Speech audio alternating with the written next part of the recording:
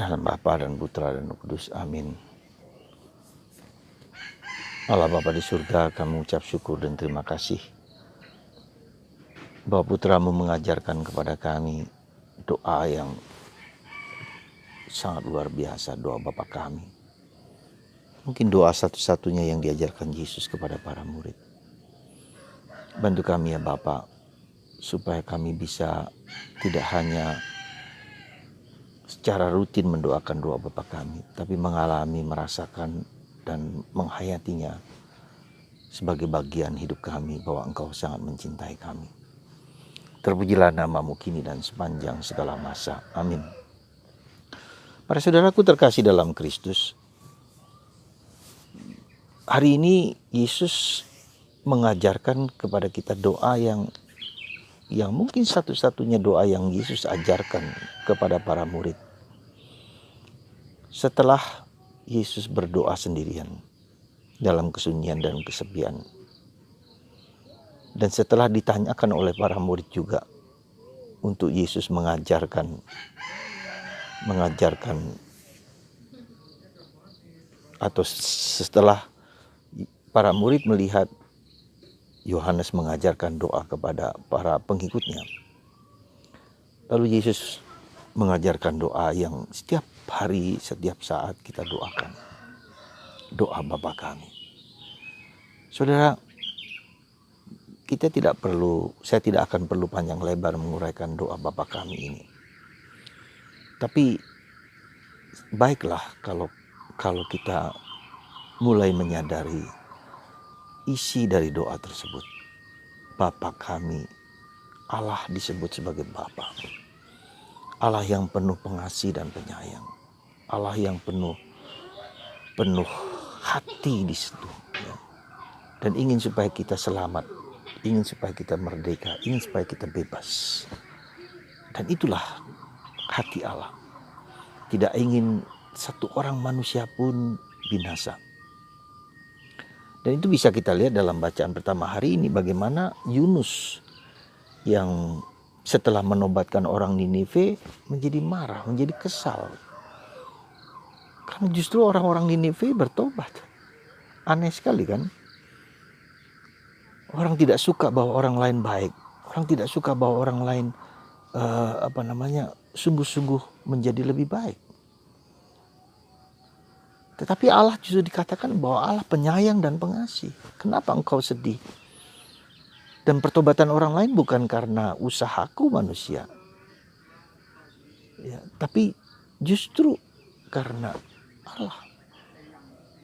Tidak ada peran banyak di dalam hidup kita akan kenyataan hidup kita sehari-hari. Tapi seringkali kita mengeluh. Dan itulah saudaraku terkasih, bahwa Tuhan sebagai Bapa, Allah yang sungguh-sungguh secara personal, secara pribadi. Ya. Beberapa hari lalu saya mengatakan bahwa Allah memberikan kepada kita malaikat pelindung, guardian angel, penjaga penolong, secara pribadi. Malaikat pelindung itu beda dengan apa yang saya miliki dengan Anda. Setiap orang berbeda-beda, individual angel. Jadi kalau kita perhatikan saudaraku terkasih, dari seluruh karya keselamatan itu, kalau mata kita terbuka dengan sungguh-sungguh, maka kita bisa melihat begitu cintanya Allah kepada kita manusia. Ya. Dia memberikan apa saja yang terbaik bagi kita, supaya kita selamat. Dan dia mencari kita ketika kita berdosa. Tuhan mencari kita, bukan kita yang mencari Tuhan. Ketika kita mencari Tuhan, sebetulnya Tuhan sudah sedang mencari kita. Lewat malaikat pelindungnya memberikan inspirasi kepada kita, memberikan segala yang baik kepada kita, dan kita mendengarkan itu. Ketika kita berbuat baik, ketika kita melakukan segala yang baik, itu adalah cara Tuhan mengilhami kita supaya kita berbuat baik seperti Allah adalah Bapa kita. Kita lihat dalam kisah tentang anak yang hilang. Sekali lagi tentang anak yang hilang, luar biasa.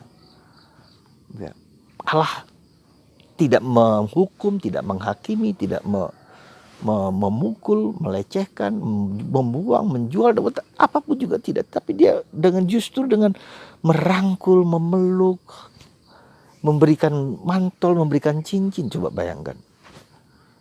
Kita sebagai bapak, sebagai manusia, ketika anak kita berdosa, ketika anak kita sedang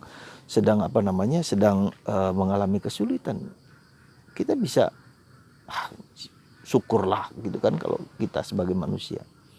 Dan kita senang kalau orang lain menderita. Itu yang seringkali aneh gitu kan. Bahkan kita mencelakakan orang lain, ada banyak orang yang mencelakakan orang lain. Ya. Dan itu terjadi dalam hidup kita.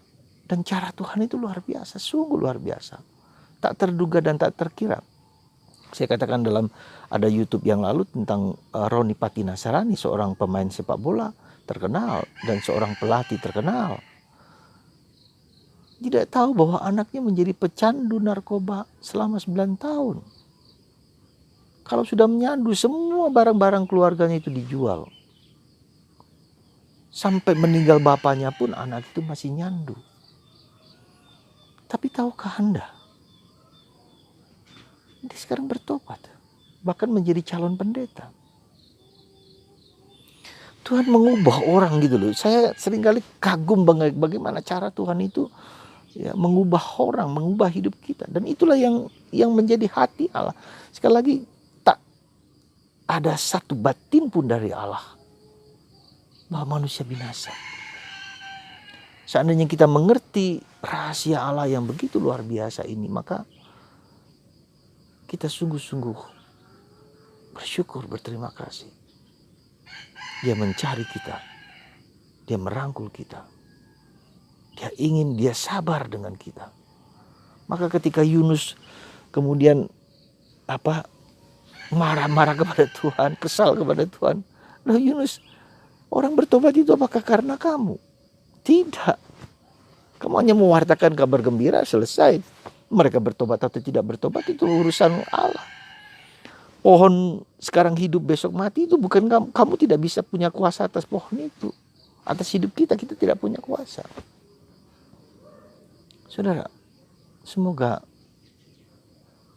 hari ini kita semua memahami dengan sungguh-sungguh Allah adalah Bapa kami.